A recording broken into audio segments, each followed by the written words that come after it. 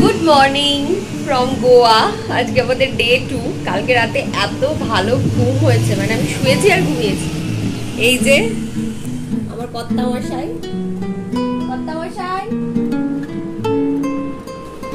Good morning Goa.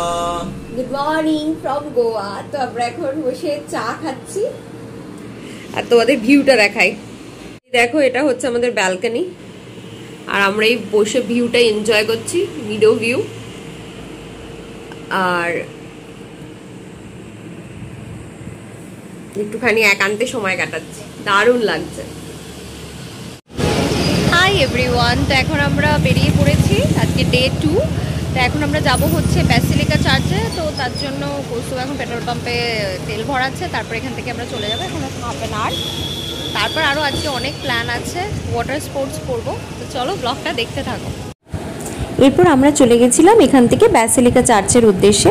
আমরা যেখানে ছিলাম কালাঙ্গুট বিচ থেকে ব্যাসিলিকা চার্চ পুরো ওল্ড গোয়ায়, এটা অনেকটাই দূরত্ব, কিন্তু রাস্তাটা সত্যিই অপূর্ব।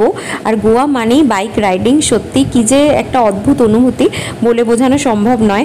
আর ব্যাসিলিকা চার্চ সম্পর্কে আগে আমি অনেক পড়েছি, কিন্তু সত্যি চাক্ষুষ দেখে আমি পুরো অবাক, এত সুন্দর কি বলবো। আর তারপর সেখান থেকে আমরা সোজা চলে যাই পাঞ্জির উদ্দেশ্যে। আর পাঞ্জির যাওয়ার রাস্তাটা এত অনবদ্য, দুধারে যেন সেই সারি সারি সুন্দর সুন্দর বাড়ি, যেন মনে হচ্ছে কোনো সিনেমার সেট। আর আমরা চলে যাচ্ছি সেই রাস্তা ধরে। ব্যাস, তারপর ওখান থেকে আবার আমরা ফিরে এলাম কালাঙ্গুট বিচের উদ্দেশ্যে। এসে গেছি এখন কালাঙ্গুট বিচে, দেখে নাও কি দারুণ। ব্লগ তো সেভাবে সত্যি করা হচ্ছে না, মানে ঘুরবো না ব্লগ করবো সেই ভেবে, কিন্তু সত্যি অপূর্ব। আর ভিড় দেখছো, এটা কিন্তু বেসিক্যালি অফ সিজন গোয়ার, কিন্তু প্রচুর ভিড়। চলো একটু সি বিচ ঘুরি, তারপর আমরা আমাদের হোটেলের দিকে ফিরবো। হাই এভরিওয়ান, তো এখন আমরা রয়েছি কালাঙ্গুট বিচে। আর সত্যি যা পরিমাণ গরম, কিন্তু বাঙালি মানে ঘোরা, আর ঘোরাটাকে বন্ধ করতে পারছি না। তো চলো এবার ঝটপট দেখিয়ে দিচ্ছি।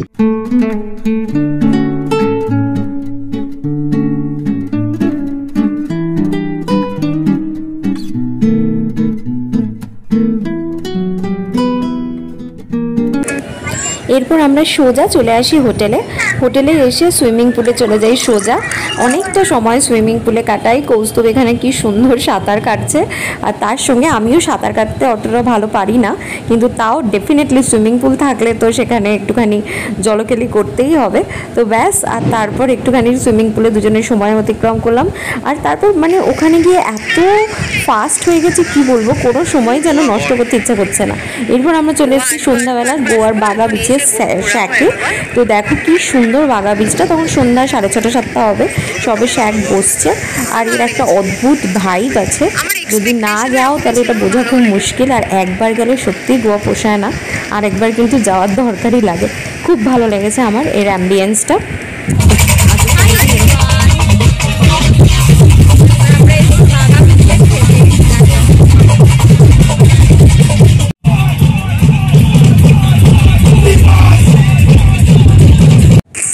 আজকের ব্লগটা এখানেই শেষ করি, আবার দেখা হবে একটা নতুন ব্লগে।